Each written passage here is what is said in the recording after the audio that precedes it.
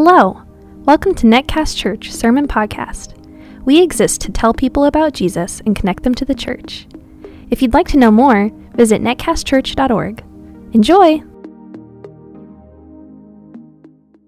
If you got a Bible, we're going to be in Luke chapter 22 and John chapter 13. You could pull it out if you have a streamer or kind of maybe the Next Steps card. I'd turn to Luke chapter 22 first, and then you can put the Next Steps card or something in John chapter 13 because we're going to be in both today. I'm going to be sharing some things. I'm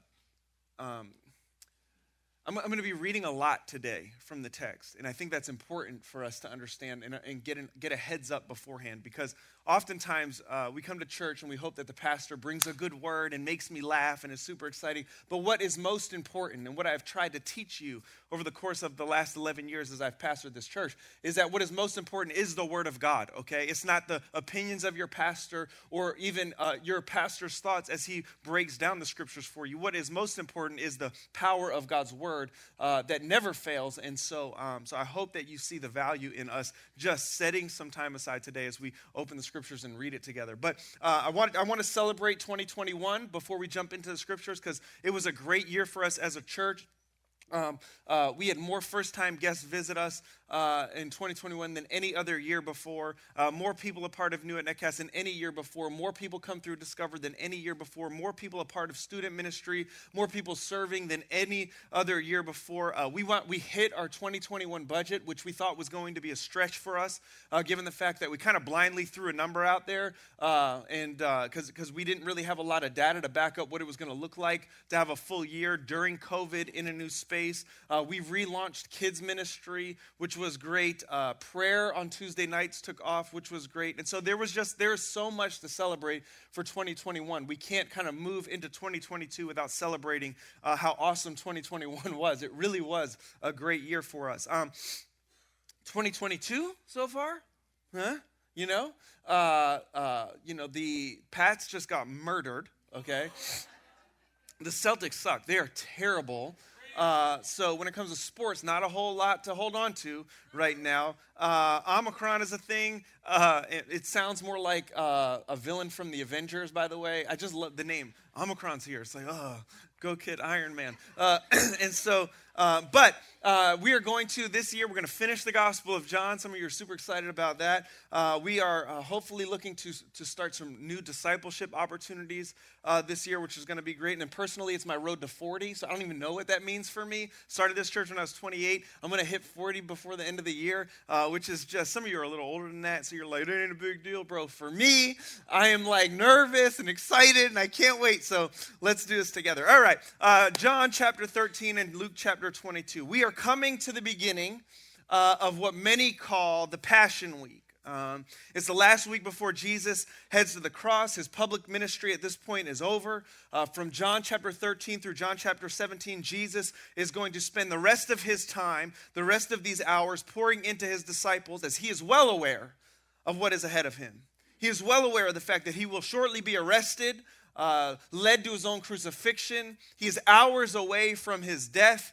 And so this is the context in which we find ourselves today in John chapter 13. How many of you will want to know when and where you were going to die? Anybody? A couple of us? Not me, all right? I'm just like, I don't know, man. There's a lot to carry, bro. Just let it come as a shock, okay? There was a song, I grew up, didn't know Jesus when I grew up, so when I make these statements, okay, y'all don't judge. But I was a big Mace fan back in the day, not like but the rapper Mace. So I was a big M.A. $E, nobody else, right? Just me. All right, some of us. Okay. He had an album called Harlem World, and in that album was a song called 24 Hours to Live, and it was like 24 hours to live. Just think, where would you go? What would you do? Who would you believe?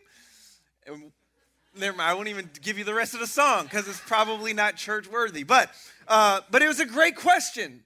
Like if you knew that you were going to die tomorrow, what would you do tonight? Who would you be with? What would you spend your time doing? What would you say? How would you feel? What types of thoughts would go through your mind? And that's the exact situation we find ourselves in as we're watching Jesus with his disciples in John chapter 13. So a little bit of a recap, just because we've been out of the Gospel of John for a little bit of time. Let me give us some recap on where we're at and who John is. So John was one of Jesus' disciples. He was recruited to follow Jesus at about 16, 17 years old. And then over the course of the next 3 years, as him and Jesus walked together, it became very clear, and you see this in all of the Gospels, that John and Jesus were extremely close, likely best of friends. John wound up outliving all of the other disciples who were martyred. John considers himself, he calls a little arrogant, as the most beloved disciple. He's like, of all the people that Jesus loved me the most, okay? Eventually, what happened after Jesus lived, died, and then rose again, and then went back and ascended to heaven, Peter kind of took over as the leader of the church, but John played a primary role in the church's advancement. Eventually, the emperor of Rome tried to have John killed. All the other disciples were martyred. But they wanted to kill John, and he attempted to kill John by boiling him alive in oil. And he wouldn't die. So you got to think, that kind of freaks some people out, okay? And so they were like, we don't know what to do with this guy. So they exiled him to an island called Patmos, which is where he was for 2 years. And 2 years after getting there, the emperor actually was killed, and John went home and became one of the pastors of a church that the Apostle Paul planted in Ephesus. And so, but what makes the Gospel of John so interesting is that it's unique. So there's 4 Gospels, Matthew, Mark, Luke, and John. And Matthew, Mark, and Luke are considered what's called synoptic Gospels, or they're very similar, tell a lot of the same stories. They are written by different people, so the themes are a little bit differently. But they tell a very much similar stories. The Gospel of John is 90% unique to itself. So after these other Gospels were being circulated, John decides to write from his perspective, because maybe he thought that there were some things that were left out by the other Gospel writers, or some things that he wanted to give kind of a unique perspective on. But John writes what is considered a unique Gospel, and it's different than the other Gospels. And since it's the last Gospel that was written, and the other Gospels had been circulating for anywhere between 30 to 40 years already, John would assume that you and I, as followers of Jesus in that day, would have understood or read at least and knew those other Gospels, which is important for us to note today, because there are times in the Gospel of John that you need to understand what the other Gospels are saying to understand fully what John is saying. And so to understand John chapter 13, you have to really go back to Luke chapter 22, which gives us a full picture of what is happening in John 13. Because in John 13, it takes place during the Passover, in the upper room, during the Last Supper. And Luke will give us some context to that Last Supper, where John will begin to kind of break out even further detail from what Luke gave us. Make sense what I'm saying? Okay? And so we're going to start in Luke chapter 22 today, and I'm going to read 30 verses, okay? So stay with me as I read this with you. It says this in Luke chapter 22. It says, "Now the feast of the unleavened bread drew near, which is called the Passover. And the chief priests and the scribes were seeking how to put him, Jesus, to death, for they feared the people. So they couldn't do it out in the open. They needed to do it in private. So they were looking for an opportunity to get Jesus when there was no crowd around. It says this in verse 3, "Then Satan entered into Judas called Iscariot, who was of the number of the 12. Can we pause for a second? Then Satan entered into Judas. Then Satan entered into Judas. That doesn't surprise you, because you think that Satan has entered some of your children at times. This is unique, okay? What? Satan entered into Judas Iscariot, who was of the number of the 12, and he went away and conferred or discussed with the chief priests and the officers how he might betray Jesus to them.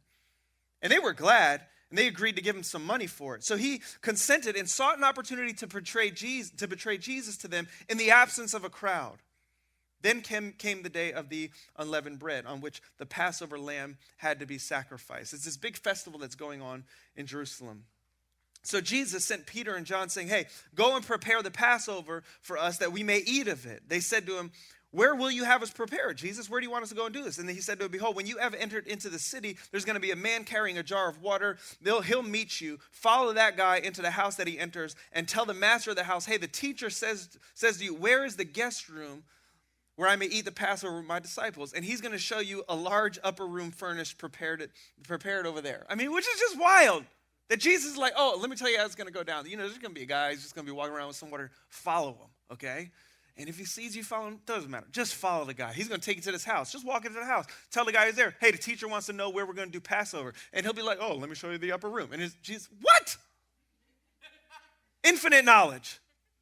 Unreal, okay? I can't even take directions on like where to get to Stop and Shop. Where is it? It's like 4 minutes away from my house. How do you go? Is it a left or a right? Do it whatever. Said to him, and let's go to verse 12. I'll repeat. And he will show you a large upper room furnished, prepare it there. And they went and they found it just as he had told them. And they prepared the Passover there. Now, at some point from here on, Jesus and the rest of the disciples, they show up and they begin to have this meal together. It says in verse 14, and when the hour came, he, Jesus, reclined at the table and the apostles were with him. And he said to them, I've earnestly desired to eat this Passover with you before I suffer. For I tell you, I will not eat of it or eat of it again until it is fulfilled in the kingdom of God. And he took a cup, and when he had given thanks, he said, take this and divide it amongst yourselves. For I tell you that from now on I will not drink of the fruit of the vine until the kingdom of God comes. And he took bread, and when he had given thanks, he broke it and he gave it to them, saying, this is my body which has been given for you. Do it in remembrance of me. And likewise the cup after they had eaten, saying this cup that is poured out for you is the new covenant of my blood. This is where we get communion from, which we'll celebrate today, and we celebrate together almost every single Sunday. And then Jesus says this, but behold, the hand of him who betrays me is with me at the table. He's talking about Judas, but nobody at the table knows who's talking about Judas. No one knows. For the Son of Man goes as it has been determined, but woe to that man by whom he is betrayed. So a discussion then breaks out about who's going to be the most likely to betray Jesus, right? They're all sitting there and they're like, hey, listen, Jesus talking about one of us going to betray him. I ain't doing it. It ain't going to be me. You know, and he's like, it ain't going to be me. Peter's like, you know it ain't going to be me. You know, Peter got an attitude. He's always the most vibrant in the room, you know. And John is like, well, I'm the most loved, right? And James is over there, and James is like, I don't really know. And Thomas is doubting everything, and he's super nervous. And Judas Iscariot is just pointing fingers like, you know it's you, because he knows that it is him, right? And so there's a lot of discussion going on, and they begin to question one another, which one of them it could be who's doing this. And then the discussion turns, and it takes a turn. It goes from a discussion around which one of us is the worst to which one of us is the greatest. You know how conversations, take form, right? And so it's like, well, oh, all right, we're agreement that Thomas over there, the quiet one over there that's like thinking about everything, we know that dude's going to be the worst, but who's going to be the greatest? You know, Peter's over there like, well, you know me, I'm just a man. And then John and James are like, our mom told us that we were the best, you know. And so there's this dispute among them that arose to which one will be the greatest. And that's where Jesus steps in and he tells them something that he had already mentioned to them multiple times already. And he says to them this, the kingdom of the Gentiles exercise lordship, or the way of the world is this. They exercise lordship over others, and those in authority over them are called benefactors. In other words, the way that leadership works in the world, it's kind of like the pyramid scheme where everybody benefits somebody above them. That's how it works. But not so with you. Rather, let the greatest among you become as the youngest, and the leader as the one who serves. For who is the greater? One who reclines at the table or one who serves? Jesus says, is it not the one who reclines at the table? And then Jesus says, but I'm among you sitting here at the table, but I'm the one who serves. In other words, I'm here, I'm the greatest. But what makes me the greatest is not the fact that you all think I'm the greatest, it's the fact that I've provided all this for you. Who provided the meal? Who provided the space to stay? Who's the one who serves? And it's most likely right there where Jesus decides that his words weren't enough, but instead he's going to have to now show them practically of what this looks like. It's one thing to tell somebody to do something or tell something to somebody how to operate or how to act or how to think. It's a whole other thing to show them. Yes or no? Words are only so powerful. That's the context of John chapter 13. They're all in the upper room. This is the discussion that's breaking out. John now explains with further detail. Now, before the feast of the Passover, John chapter 13, verse 1. When Jesus knew that his hour had come to depart out of this world to the Father, having loved his own who were in the world, he loved them to the end, meaning eternally, fully, completely. This is motivated. Everything that we read from this point forward is motivated by the love that Jesus has for his disciples. It is unique to understand that Jesus' love for his disciples, for his people, for his followers, is a unique love that is different than his love for the world. He calls us the bride of Christ. Now, I love you, but I got a bride who I love more and differently. It's important for us to understand this. Does Jesus love the world? Yes. But his unique love for his people supersedes and is different than his love for the world. It is clear here. Verse 2, during supper, when the devil had already put it into the heart of Judas Iscariot, Simon's son, to betray him. So Judas is in the room, likely has the money that he's been paid to betray Jesus somewhere stashed away in his pocket. There's a discussion that breaks out that starts, which one of us is the worst disciple? Which one of us is the best disciple? Who's most likely to kind of betray Jesus? And then naturally it evolves into who's the greatest? Verse 3, Jesus, knowing that the Father had given all things into his hand and that he had come from God, and was going back to God, decides he's not just going to tell them what greatness is, he's going to show them what greatness looks like. In verse 4, he rose from supper. He laid aside his outer garments and taking a towel, he tied it around his waist. I need for you to understand how dramatic this scene is. Sometimes we read stuff in the scriptures and it's just so normal because we've heard it so many times. But can you imagine panning into a board meeting for some Fortune 500 company, and there's a CEO who's making millions and millions of dollars, maybe worth billions of dollars, infinite value beyond anybody else that's around him. And there's a discussion that breaks out.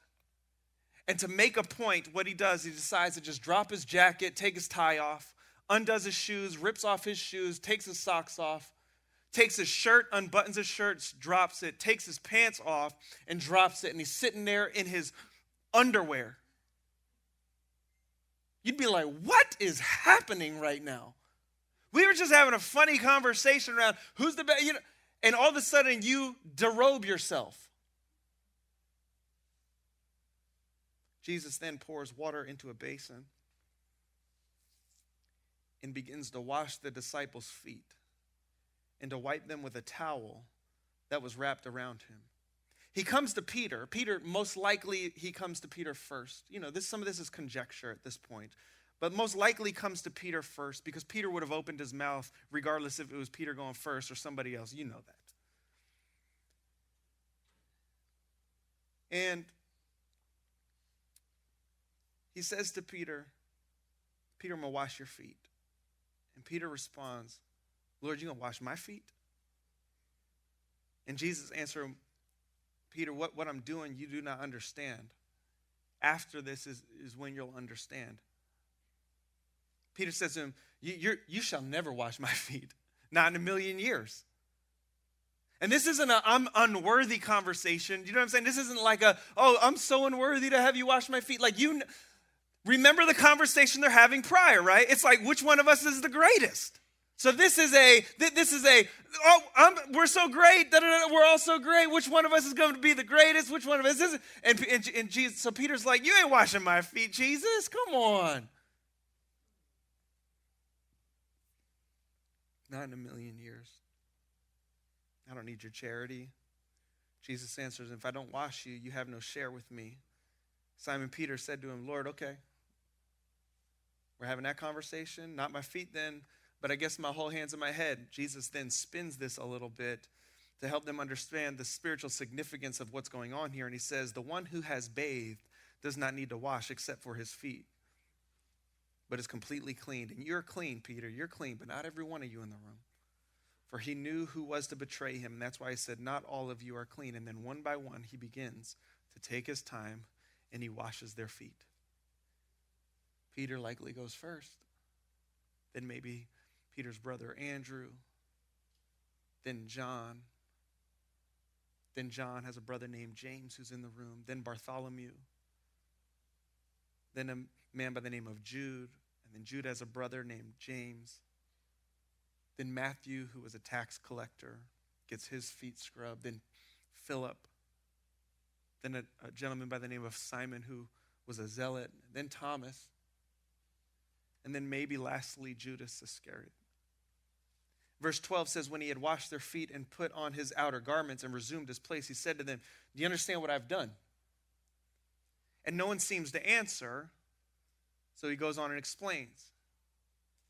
He says, you call me teacher and Lord, and you're right, for so I am. If I then, your Lord and teacher, if I've washed your feet, you also ought to wash one another's feet. Now notice here something that's unique to me. Sometimes when you read the scriptures, you want to recognize not just what is being said, but what also is not being said. Notice how Jesus didn't say, hey, see how I washed your feet, now wash mine. Now wash mine. Love me like I loved you. No. This is how most relationships work. I do for you, you do for me. He says, no, as I've done for you, do it for each other now. He says, for I have given you an example that you also should do just as I have done. Truly, truly, I say to you, a servant is not greater than his master, nor is a messenger greater than the one who sent him. If you know these things, blessed are you, though, if you do them. I'm not speaking to all of you. I know who I've chosen, but the scriptures have to be fulfilled. He who ate my bread has lifted his heel against me. I'm telling you this now before it takes place, that when it does take place, you may believe that I am he. In other words, I'm reminding you and I'm letting you know that I've served some people in this room that are going to betray me.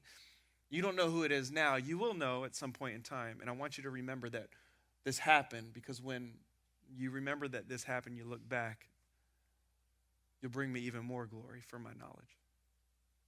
Truly, truly, I say to you, whoever receives the one I sent receives me. Whoever receives me receives the one who I sent. There's so many different things that we could talk about in this text. So many different places we could go. So many different things a pastor or communicator or preacher can preach on when it comes to this text. But I've got some things that I think are important for us to just hone in on. First thing I want us to look at, look at verse 1, 3, and 4. It says, when Jesus knew that his hour had come to depart out of this world to the Father, or Jesus knowing that the Father had given all things into his hand and that he had come from God and was going back to God, he then rose.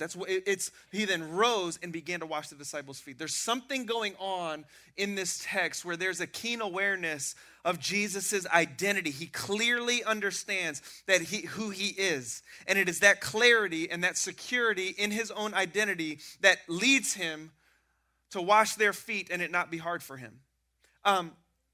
We can't really comprehend the understanding and knowledge of God. So Jesus is all-knowing, but how that happens is hard for us as finite beings to understand. Like, Jesus was born a baby. Did he know he was God when he was born? It says in the scriptures that he grew in wisdom and stature, wisdom and stature, and wisdom and knowledge and stature of men. Right? So Jesus grew in this world. So we don't really understand, or we can't understand, when did the fullness of his knowledge that he's God come to be? Was it always? It's hard for us to understand, but John is going out of his way to clearly help us see here that there is a keen understanding that Jesus has about who he is. And when your identity is clear and secure, washing feet isn't hard to do. Jesus seems to go out of his way, or John rather seems to go out of his way to remind us of Christ's knowledge in this final dinner. And I believe that he is intentionally telling us and reminding us that Christ knows. Christ has an understanding of his self, and that understanding of himself is key to how he is able to now go and easily, joyfully, gladly wash his disciples' feet. Now, there are 6 significant things that John goes out of his way to show us that Jesus is fully aware of. This is important. He knows for sure that he's the most valuable person in the room. He actually knows for sure that he's the most valuable person in the cosmos, but for sure the room. He knows he's about to die. He knows that he's been sent by God. He knows that he's going back to God. He knows he's all powerful. All things have been given into his hand. He knows that he's about to be betrayed by a friend. And a keen understanding of these things is the thing that empowers Jesus to then take a lowly position. It's his understanding of who he is that empowers him to take a lowly place. He's confident, he's secure, he has a clear understanding of who he is. And so because of that, he's willing to take off his outer garments, which is his rabbinical robe, which is the external demonstration of his authoritative position. It's like when you roll in with a $10,000 suit on, people know you might be in charge. And instead, he puts on a slave's outfit and postures himself in that way because for him, he's so secure and confident that his externals don't define who he is. In other words, losing his dignity did not mean he lost his identity. This is hard for us. This tends to be hard for us. We tend to associate our own dignity with how people view us. Our dignity tends to be defined by the clothes that we wear, right? The cars that we drive, the house that we live in, the letters that we have before our name, the titles that we have at our jobs, how much money we make, how good we look, right? Like nobody this morning before church, you woke up and you were like, how lowly can I look before I make it to Netcast today? Like nobody did that, right? Nobody got up this morning and was like, you know what, I'm really thinking about showering, but you know what, nah, I don't want to look like that. I'm just going to grub it out today. The idea of being completely undone or lowly or being viewed as lowly. Like you ever hear of like the term Sunday's best? You know, it's Sunday, it's church day, we're going to wear our Sunday's best. Like, can you really come to John 13 and be confident in believing that Jesus desires Sunday's best?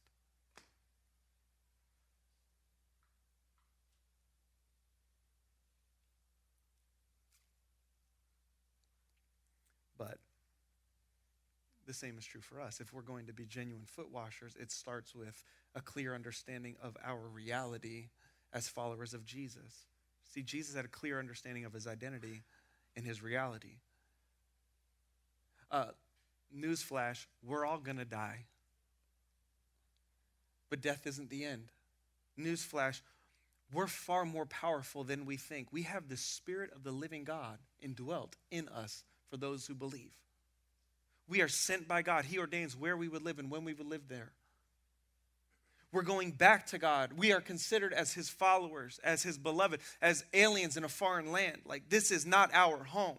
We're more valuable than we could comprehend. Like we have the image of God imprinted on us. So this week I was playing ball yesterday and we lost. And so I went and I sat on the sidelines waiting for my turn, get up next. And I got this notification on my phone and the new Jordans dropped. They were retro 4s. And so, and I was like looking, I was like, oh my gosh, I have a chance. I could go get them. So I was going to go get them. And then I saw the price. It was $190. It was $190 for a pair of J's. Okay. And like, that's a lot of money. Anybody? No? Just me. Okay. Like that's a lot of money. Now, it costs $6.99 to make, okay? It costs $6.99 to make. But they're selling them for $1. That's a lot of money. Why is it so valuable? Why? Because it's the brand. You got Mike, the image of Mike on the front tongue. You change that one image. You put Shaq on that image. It's back to $12.99 now. Right? It just is. But you got Mike on there. And so it's the image, it's the branding that demonstrates its value. And you have the image of the invisible God imprinted on you. You are clothed in Christ. You are made in his image and likeness. You're more valuable than you could comprehend. You too will have trials and betrayals in this life, but they do not define you. Christ defines you. And we have to be the kind of people who recognize that our infinite value, we need to do two things, actually. We need to be able to be okay with our infinite value. You are valuable, but not allow that value to puff you up. And this is Jesus at its core. at his core. Instead, he sees his identity as a thing that fuels glad, lowly service. And that's the main point of the text. Like, one of the coolest things that I see here at Netcast is when people who are outside of these four walls considered esteemed, they're CEOs of companies or have big jobs or do big things in their daily lives where it's like, whoa, like those people are doing some things and they're wiping babies' butts over in kids ministry. Or they're handing out coffee.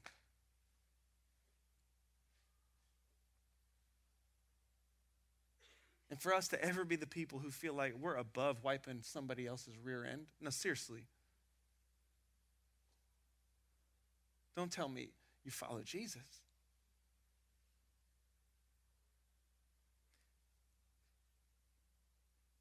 Look at verse 6, though. He comes to Peter and he says to him, I'm going to wash your feet. And what does Peter say back? You're never going to wash my feet. Like not in a million years. Not in a million years. And this is how we respond. If our identity isn't clear and secure, then having your feet washed is going to be hard to accept. Why is it hard for Peter to have Jesus wash his feet? Why is it that Peter struggles so mightily to have Jesus wash his feet? Why is it so hard to have Jesus serve him in that way? Why? The answer is easy. It's pride. Like, again, this isn't I'm so lowly. This is they're having a conversation of who's the greatest. Which one of us is the greatest? Let's argue about it. And how can you have that conversation with Jesus at the table? That's, how you going to have that conversation? Which one of us is the greatest? How can you have that conversation when one of the us is Jesus? But they're doing it. There's something in us that loves autonomy. We love self-sufficiency. We love to stand on our 2 feet, to take care of ourselves. We don't like to have to need people. Like, I'll take care of my own dirt.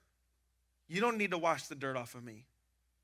So people like to say that Christianity is too easy because you don't have to do anything, right? You're saved by grace alone, through faith alone, in Christ alone, which is true. And so people are like, well, it's just too easy. I'd argue the opposite. I'd argue that that's what makes it the most difficult. Like, if I were to tell you, listen, you do these 10 things, and if you do these 10 things, God will love you. You'd love that. You would just do the 10 things. You've been given a checklist, and it's like, check, did it, check, oh, what else? No, check, did it. And you would feel good because you've accomplished something. But if I tell you, you can never please God. You can never love God. You can never know God. You can never find God unless God comes to you, humbles himself, takes upon human form like you, kneels down next to you, loves you, speaks to you like a child, and gives himself to you. You can't earn it. You can't find it. Not enough learning about it does anything for you. You can't receive it unless he makes you receive it by his grace. That'd be hard. Because now you have nothing to boast about. It's all mercy and grace. You've lost complete control. That's tough because you want to be able to point to things that you've done, to point to the victory as evidence as why you should be loved. But the evidence isn't in you, it's in him. We want participation in our own cleansing. I've done these things. If you would just do these things like I do these things, you'd be clean like I'm clean. This is why we could not take a lowly approach, right? But what we do is we look at others as lowly. We do that because it's so much easier to elevate ourselves through religious deeds. But Jesus says, no, that's not how this works. I take care of everything. You just accept it. You need to just let me wash you. That's it. I take care of the mud. I'll take care of the dirt. I'll take care of the stench that you have. You just need to receive me. And Peter wrestles with that. Listen, I'm the exact same way. That's the struggle. This past week, our whole family, so it was weird. Daniel got COVID early December. He's our oldest. Then we got through the holidays, and then January 1, it just got into our house, and the Omicron, we were just begging for an Avenger. We were like, come on, Avenger, come fix this thing. And it just started going through the whole house. And this past week, some of us had it in the house. I had it. I was asymptomatic. The only symptom I had was I felt like I got beat with a bat on the outside of my neck. But I had taken a charge playing a game the other day, early on Monday, and so I was thinking like it's probably like whiplash, but maybe beaten in the neck. I looked on the CDC. It says evidence of COVID is beating in the neck, and I was like, I got it. I got the vid. Everything is COVID. Just so we're clear, it's the Omicron. It's just everything. Your feet stink. COVID. You know what I'm saying? It's just bad. Yeah, COVID. And so anyway, so it was just a rough week. If any of you have had to quarantine and you've had to work from the house and you have kids who are trying to do school in the house, that Satan enters your kid like he did Judas, right? Because your kids think that you don't work during the day while they're at school. They just think that you just play games and you're just there to serve them all. So they're in school. They're like, Dad, can you make me lunch? I'm like, I'm working, bro. You're old. You can make a lunch. You know what I'm saying? He's like, you can do that. You could, right? And so anyway, it was just a hard week. So anyway, needless to say, I get a text message from Melissa Chang, and Melissa's just amazing. She says, hey, can I buy you guys dinner tonight? Right? Some takeout. And my immediate reaction, the first thing that came to my mind was, I'm good. No, I don't need to buy, And these are the thoughts that went through my mind. I'm not gonna I make a decent living. I don't they've got their own stuff. They had COVID at some point that week, and it's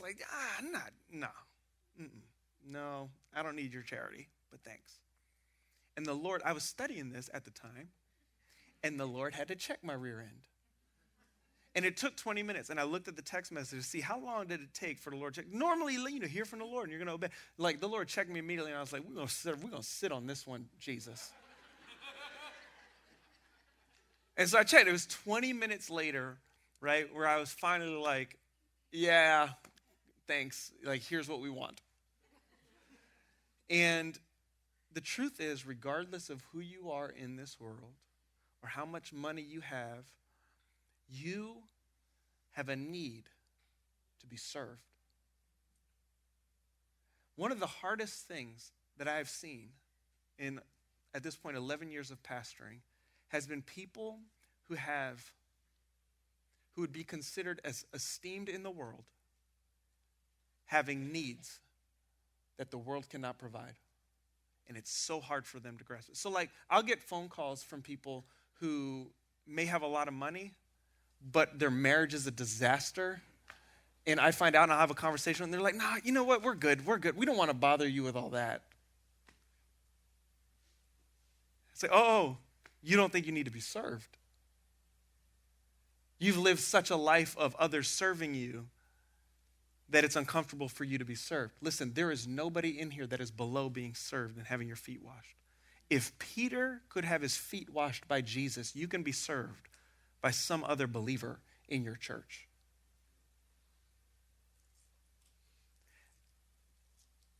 And Jesus, one of the things that we see here in this text too, is that Jesus tends to be okay with cleansing the most disgusting things. And so unlike our day where we have paved roads, right, and Jordans, these are dirt roads that animals and people are traveling on consistently. They're eating on this road. The animals are eating on this road. There's excrement on the road. There's urine on the road, both human and animal. This is the roads that they're operating on. They're dirt roads. They're not, there's all sorts of disgustingness that exists on these roads.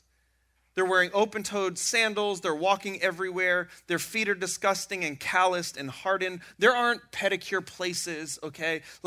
Their feet are constantly always covered in crap and dirt. Even today, right? Even today, when we take a daily shower, hopefully daily, or maybe, bi-daily, I don't know how that works, right? And in a day and age where you have fast-acting Tinactin, right? Feet are still nasty. Okay? That feet are evidence of us all falling short of the glory of God and needing his grace. So that's feet in general. And so And so even today, when you have shoes, you walk into a nice house, what do? You take your shoes off. You couldn't do that in this day. Can't take your feet off. Like, hey, welcome. Like, you just can't do that. And so feet were always disgusting. And so Jesus sees his disciples' feet, and he sits down and he washes the most disgusting. In this day, this would have been reserved for somebody of the lowliest position. And then not only does he do this for Peter and the others, but then Judas is up. And Jesus has already mentioned there's a person in the room on multiple occasions who's going to betray me. And he sits down and he washes Judas's feet. And then he tells Peter, if I don't wash you, you have no share in me. The one who is bathed does not need a wash except for his feet, but is completely clean. And you're clean, but not every one of you. In other words, he's saying there's a cleanliness to you, Peter, because of your relationship to me and your loyalty to me and your following of me that has you completely cleansed.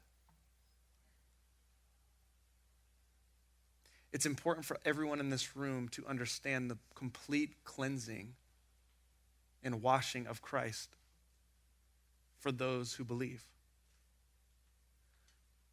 You need to hear that today.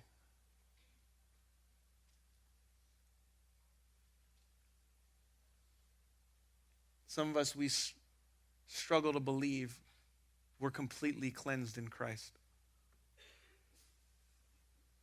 We have things from our past, things that have been done to us, things that we have taken part of, been involved in, things that we have done, that we look back and we say, yeah, cleansed from that. And Jesus' answer is completely cleansed.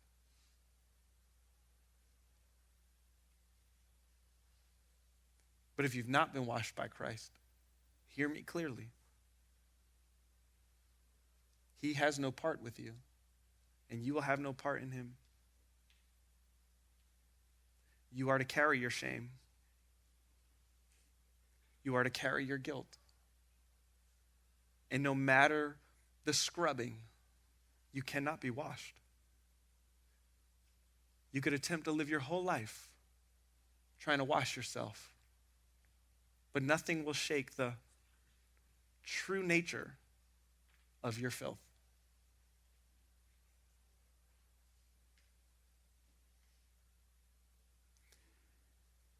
For Christ's people, Jesus wouldn't understand a world where his followers didn't gladly wash feet. John puts this in here intentionally. He tells us, Jesus says, you call me teacher and Lord. You're right, I am.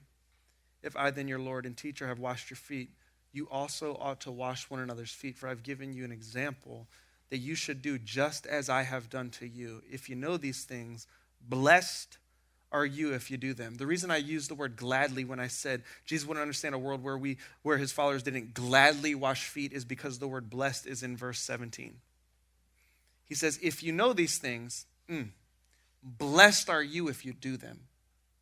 The word blessed means happy, glad, joyful. So in other words, Jesus is saying, if you realize that I am saying, what I'm saying, if you understand who I am and what a privilege it is to be mine and represent me, then when you lay low and you serve with me, oh, the joy. And foot washers understand this, okay? Hear me clearly. Foot washers servants understand this. You will find that the deepest joys in life are not when people are singing your praises, constantly giving you stuff and taking care of you and honoring you left and right. The deepest joys in life come not from being served, but from serving. And servants understand this. Foot washers get this. And if you don't get this, it's just because you're not a foot washer yet. You haven't yet been able to do a comparison analysis between the joy that exists when people are serving you versus when you get to wash others. True happiness, true blessedness is found as you help others in your service. Very few things are as exhilarating as serving the body of Christ. During Christmas, I had gotten word that there were some people who had wanted us to have more services. Every year at the end of the year, we usually take the last week off. Depending on how the weekend falls around Christmas time, well, we might take 2 Sundays off. And there were some people that were like, listen, like, we just stop. We're not going to worship Jesus anymore. They were a little frustrated that we would take services off and instead choose to serve our community. We had over 200 people serving our community. And there were some people who were even serving the community that were like, when are we going to have service? I don't think we could read John 13 and feel comfortable saying Jesus cares more about us gathering together for service over serving. And this is how too many people treat the church. They think that being a faithful follower of Jesus is coming to service, when Jesus says, coming to service ain't nothing. You need to serve.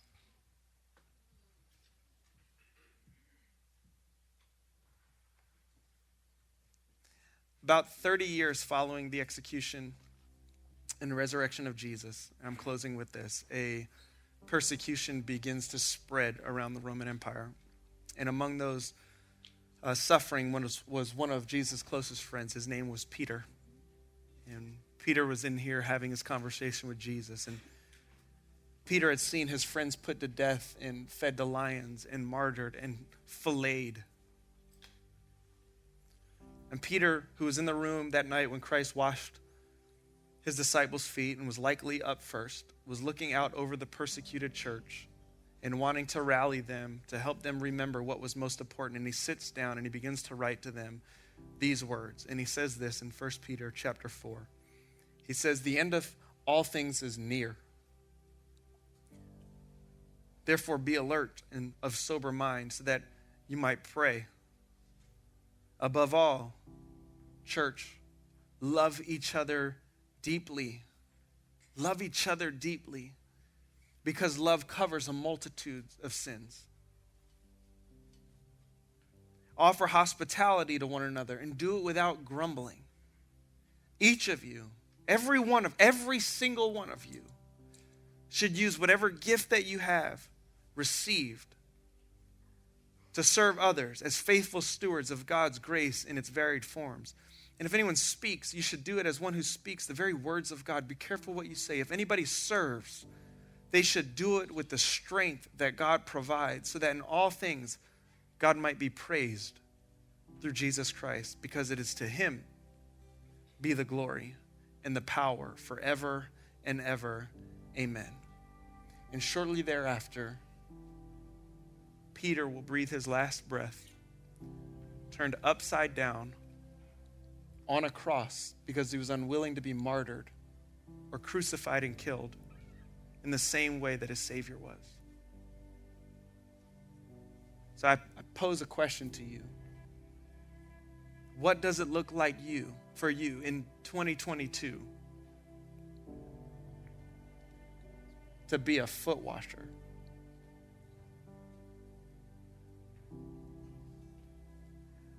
For your own happiness and joy, what does it look like for you in this new year to say, you know what? I'm a foot washer. I lay low.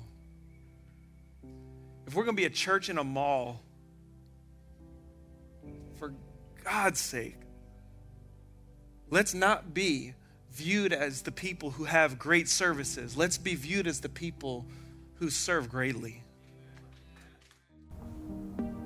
Thanks for listening. If you have any questions, email info@netcastchurch.org. We'll see you next time.